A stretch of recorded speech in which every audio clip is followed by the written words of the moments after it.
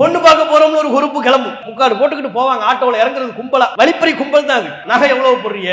மூத்த மருமக 40 சவரன் நகை போட்டு வந்தாக, நீங்க எவ்வளவு போடுவீங்க அப்படின்னா என்ன, அதை விட கூடுதலா போடு, இல்ல உன்னை மதிக்க மாட்டோம், உன் பொண்ணை கொடுமைப்படுத்துவோம். எல்லாமே தமிழ்நாட்டில் நடந்துச்சுங்க. வரதட்சணை கொடுமை அவ்வளவு தலைவிரித்து ஆடியது.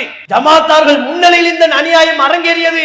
அதன் காரணத்தினாலேயே இளம் பெண்கள் பலர் தங்களுடைய வாழ்வை தொலைக்கக்கூடிய அளவிற்கு உண்டான ஒரு அநியாயம். பெண்ணை பெற்ற தகப்பன் பள்ளிவாசல்ல அறிவிப்பு செய்யும். ஜமாத்து தொழுகை முடிந்ததற்கு பிறகு, ஜமாத்தார்களே எனக்கு 2 குமர் இருக்கிறது, 3 குமர் இருக்கிறது, திருமணம் பேசி இருக்கிறேன், நகையாக இவ்வளவு போட வேண்டும், அதற்கு எனக்கு பொருளாதாரம் தேவைப்படுகிறது, இரக்க குணம் கொண்டு எனக்கு உதவி செய்யுங்கள், அல்லாஹ் உங்களுக்கு அருள் செய்வான். பள்ளிவாசல்ல வயோதிகர்கள் எழுந்து நின்று இந்த அறிவிப்பு செய்யக்கூடிய அவல நிலையை நம் சமூகத்தில் பார்த்தோமா இல்லையா? நம்ம சமூகத்தை தாண்டி வேற எங்கேயாவது இந்த அவல நிலை நடந்துச்சா? கோயில்ல இப்படி யாராவது அறிவிப்பு செஞ்சு பார்த்திருக்கிறோமா? தேவாலயங்கள்ல இப்படியான அறிவிப்பு செய்யப்படுவதை பார்த்திருக்கிறோமா? மிகப்பெரிய கொடுமை.